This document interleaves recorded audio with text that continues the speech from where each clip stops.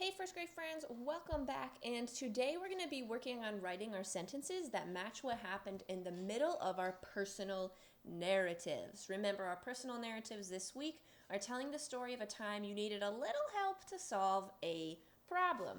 So if you'll remember that yesterday we took our picture that we had drawn the previous day and we wrote a matching couple of sentences to write what happened in the beginning. So we said, one morning I got back from the store.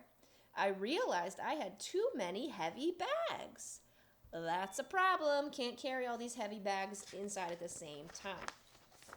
So now my job today is to write what happened in the middle.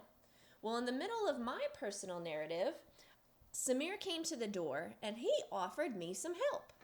Remember, friends, that it's always important that you tell your story across your hands or your fingers first. So we went back to our beginning and we reread it. It's important that you say your middle out loud or across your fingers before you start trying to write it. That practice is going to help your brain when you are actually writing out your words. That way you don't accidentally write half of a sentence that you don't want, then you got to erase all of it. Practice is the best way to get that sentence right the first time when you actually start writing. So I think I want to write two different sentences. My first sentence is going to say, then, there's my temporal word. I don't have next here like I used to. Then Samir came to the door. That's it. I'm going to write it. Then Samir came to the door. Period. That's the end of my sentence. Notice it's not at the end of my line. My sentence didn't end over here. It ends right after the word door. So I'm going to go ahead and start writing. Then, that's my temporal word telling me, oh, this is the middle. Now my reader knows this is the middle. Then, then, Samir, I use an uppercase S because it is his name. We always capitalize the first letter in our sentences as well as the names of people, places, and things. Then, I'm sorry, not people, places, and things, but people, places, and birthdays, months, things like that. Then Samir came, sight word, came to, next line, the. Notice how I did not use an uppercase T here because this is not a new sentence. It's just that my sentence overflowed onto my next line. Door.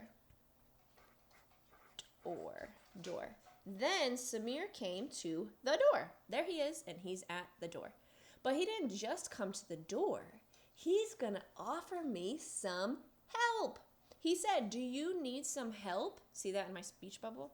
So I want to write another sentence and say, Samir, or he, let's do he.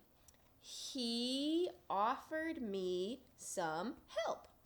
He offered me some help. Period. Now I can go back and write it. He, H-E spells he.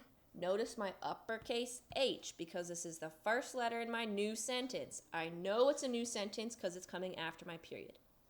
He offered.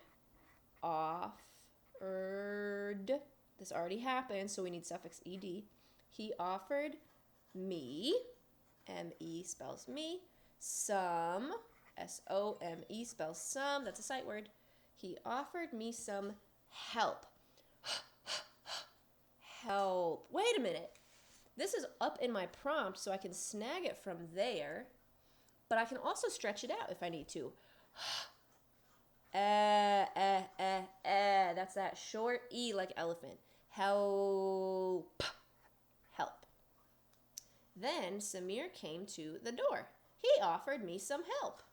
That's what happened in the middle of my story, friends.